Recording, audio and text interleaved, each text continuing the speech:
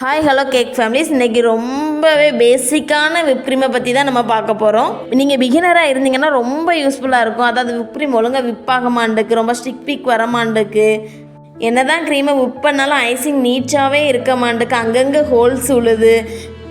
Whip பண்ணதுக்கப்புறமா க்ரீமை எப்படி நம்ம ஸ்டோர் பண்ணணும்னு தெரியல அப்படின்னு பல கேள்விக்கு பதில் ஒரே வீடியோவில் இருக்குது. வாங்க வீடியோக்குள்ளே போகலாம். விப் க்ரீமில் gold, rich gold, silver mark, Fiana, Tropolite, Sunlight அப்படி சொல்லிட்டு ஏகப்பட்ட இருக்குது.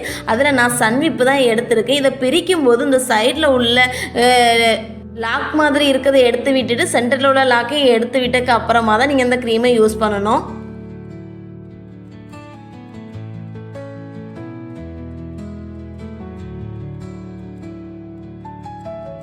நீங்கள் பிகினராக இருந்தீங்கன்னு சொன்னால் என்ன மாதிரியான பாத்திரம் யூஸ் பண்ணணும்னு ரொம்ப கன்ஃபியூஸாக இருக்கும். அதனால் கண்ணாடி பவுல் எடுத்துருக்கலாம், இல்லை இந்த ஸ்டீல் பவுல் எடுத்துருக்கலாம். அந்த 2 பவுலும் நீங்கள் பிகினராக இருந்தால் தாராளமாக எடுக்கலாம், நல்லா விப்பாகி கிடைக்கும். நான் பழகுனதுனால இந்த பிளாஸ்டிக் எடுத்துருக்கேன். நீங்கள் ஸ்டார்டிங் ஸ்டேஜுங்கிறதுனால பிளாஸ்டிக் கொஞ்சம் அவாய்ட் பண்ணுங்கள். போக போக உங்களுக்கு நல்லா செட் ஆகிட்டு அப்படின்னு சொன்னால் நீங்கள் பிளாஸ்டிக் பவுல் எடுத்துக்கோங்க.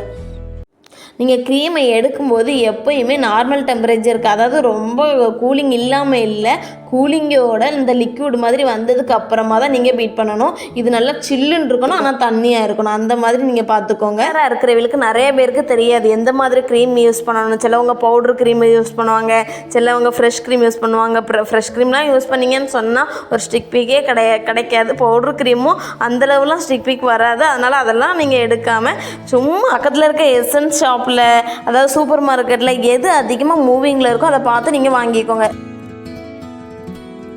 க்ரீம் நல்லா வாட்டர் அந்த மாதிரி வாட்டரியாக ஆன பிறகு தான் நம்ம பீட் பண்ணணும். இல்லைன்னு சொன்னாக்கி ரொம்ப நேரம் டைம் எடுக்கிற மாதிரி இருக்கும்.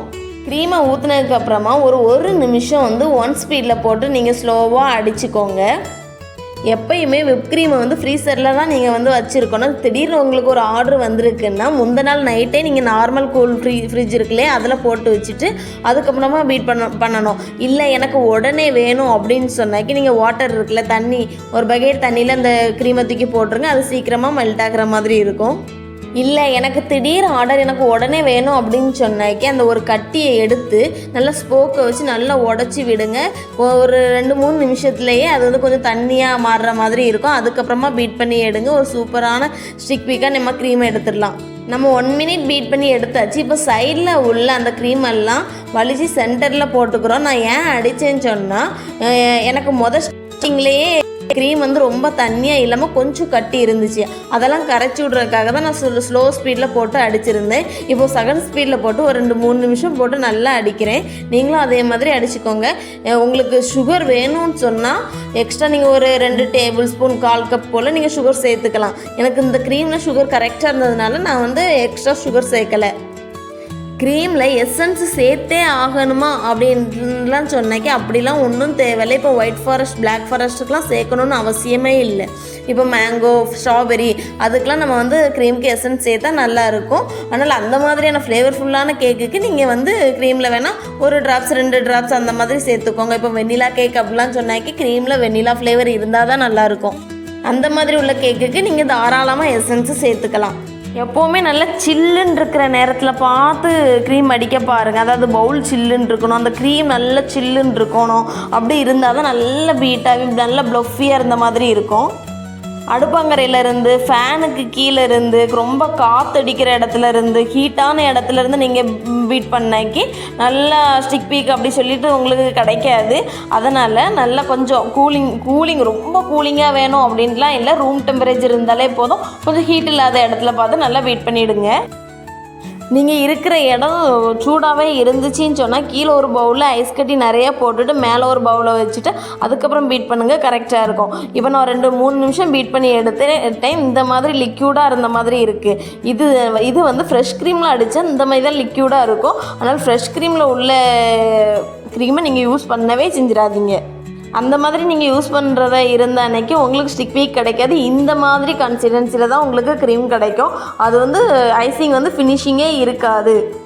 நம்ம சைடில் உள்ளதெல்லாம் நல்லா வலித்து நடுவில் போட்டு மறுபடியும் பீட் பண்ணணும். எனக்கு நடுவில் மட்டும் பீட் ஆகிருக்கும், சைடில் உள்ளதெல்லாம் பீட் ஆகாமல் லிக்யூடாகவே தண்ணியாகவே இருந்த மாதிரி இருக்கும். அதனால் சைடில் உள்ளதெல்லாம் வலித்து நடுவில் போட்டு பீட் பண்ணுங்கள். என்னோடய க்ரீமுக்கு ஒரு 6 to 7 நிமிஷத்துலேயே நான் வந்து பீட் பண்ணி எடுத்துட்டேன். ஒவ்வொரு க்ரீமுக்கும் ஒவ்வொரு விதமாக டைம் ஆகும். இப்போ ஃபியானா அப்படின்னு சொன்னால் ஒவ்வொரு ஸ்பீடில் போட்டிங்கன்னா 3-4 நிமிஷத்துலேயே முடிஞ்சிடும். இது சன்விப்பு அப்படின்னா ஒரு 5-6 நம்ம வந்து ஒரு 3 டைம் மாற்றி மாற்றி போடுற மாதிரி இருக்கும். அந்த மாதிரி ரிச் கோல்டு அதெல்லாம் ஒரு 5 நிமிஷம் ஆகும். ஆனால் வந்து அது ரொம்ப அந்த டெம்பரேச்சர்லாம் கரெக்டாக மெயின்டைன் பண்ணுற மாதிரி இருக்கும். ஆனால் அந்த க்ரீம் வந்து டேஸ்ட் வைஸ் நல்லாயிருக்கும். இப்போ 200 கீழே உள்ள க்ரீம்லாம் ஸ்டிக் பீக் எல்லாமே சூப்பராக வந்த மாதிரி இருக்கும். அந்த 280 மேலே போகிறது க்ரீம்லாம் டேஸ்ட் வைஸ் ரொம்பவே நல்லா இருந்த மாதிரி இருக்கும். நீங்கள் பிகினராக இருந்த அன்றைக்கி அந்த 180, 190, 200 அந்த ரேட்ஸில் உள்ளதே வாங்கி நீங்கள் யூஸ் பண்ணிக்கோங்க. ஏன்னா அது சீக்கிரமாக உங்களுக்கு பீட் ஆகி சூப்பராக கிடச்ச மாதிரி இருக்கும். இப்போ பார்த்திங்கன்னா அந்த ராடை நம்ம ஓட்டும் போது என்ன ஆகும்னா கொஞ்சம் இழுத்து பிடிக்கிற மாதிரி இருக்கும். நல்லா ஸ்மூத்தாக போனது கொஞ்சம் டைட் ஆகிற மாதிரியே இருக்கும். நீங்கள் தொட்டுட்டு தூக்கும்போது அப்படியே கூம்பு மாதிரியே இருந்த மாதிரி இருக்கும். சரியாத மாதிரி இருக்கும். அப்படி இருந்துன்னா நம்ம க்ரீம் கரெக்டாக அடிச்சிருக்கோன்னு அர்த்தம். பார்த்தீங்களா, இப்போ நம்ம க்ரீமை வந்து அடிக்க அது ஒரு பூ மாதிரி நம்ம அந்த பிளெண்ட் அந்த ராடை நம்ம எங்கெல்லாம் கொண்டு போகிறோமோ அதே மாதிரி அந்த க்ரீமும் வருது இல்லையா, அந்த மாதிரி வந்துச்சுன்னு சொன்னால் கரெக்டாக பீட் பண்ணியிருக்கிறேன்னு அர்த்தம்.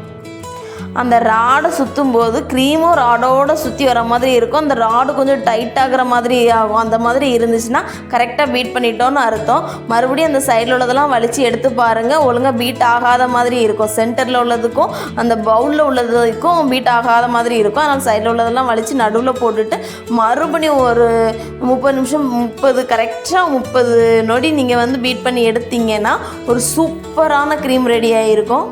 நம்ம பிளெண்டரோட ராடை மேலே தூக்கும்போது டக்குன்னு தூக்கிடக்கூடாது. அப்படி தூக்கணும்னு சொன்னால் முகத்தில் அடிக்கிற மாதிரி இருக்கும். நல்லா பீட் பண்ணிவிட்டு முன்ன பின்ன அந்த மாதிரி ஷிக்ஷாக்கில் வந்துட்டு அப்படி அப்புறம் பொறுமையாக மேலே தூக்கணும். இப்போ பார்த்துக்கிடுங்க, முன்ன பின்ன அப்புறமா அந்த பவுல் இருக்குல்ல, பவுலில் லைட்டாக தட்டிட்டு மேலே தூக்குற மாதிரி இருக்கும். அப்படின்னா அந்த ராடில் உள்ள க்ரீம் எல்லாம் கீழே விழுந்துடும். அந்த ராடோடு சேர்ந்து வராது. ஒன்றைக்கு கேக்கை ஸ்டோர் பண்ணுறீங்கன்னு சொன்னால் நல்லா கிளிங் ராப் பண்ணி இந்த பவுலோட கிளிங் ராப் பண்ணி நீங்கள் வந்து ஃப்ரிட்ஜில் ஸ்டோர் பண்ணிக்கலாம். இல்லை 2-3 நாள் ஒரு வாரம் அப்படி வேணும் அப்படின்னு சொன்னால் பைப்பிங் பேக்கில் போட்டு காற்று உள்ளே போகாத மாதிரி ரேப் பண்ணி நீங்கள் நார்மல் கூலிங்கில் வச்சுக்கலாம். இல்லை ஒரு 10-15 நாள் வேணும்னு சொன்னால், இல்லை ஒரு 2 மாதம் கூட வேணும்னு சொன்னாக்கி நீங்கள் அப்படியே க்ரீமை நல்லா கவர் பண்ணி எடுத்து ஃப்ரீசரில் வச்சுக்கோங்க. யூஸ் பண்ணும்போது மறுபடியும் முதருந்தே நீங்கள் பீட் பண்ணி நல்லா ஸ்டிக் பீக்காக கொண்டு வர மாதிரி இருக்கும். அதாவது நீங்கள் கட்டியாயிரும், மறுபடியும் லூஸ் ஆகிட்டு மறுபடியும் பீட் ஆகி வர மாதிரி இருக்கும். க்ரீமை எப்போவுமே சில்லுன்னு வச்சுக்கோங்க. இந்த வீடியோ உங்களுக்கு பிடிச்சதுன்னா ஒரு லைக் அண்ட் கமெண்ட், சப்ஸ்கிரைப் பண்ணுங்கள். என்ன உங்களுக்கு வீடியோ வேணும்னு சொன்னால் கமெண்ட் பண்ணுங்கள். கண்டிப்பாக வீடியோ போடலாம். தேங்க்யூ, பாய்.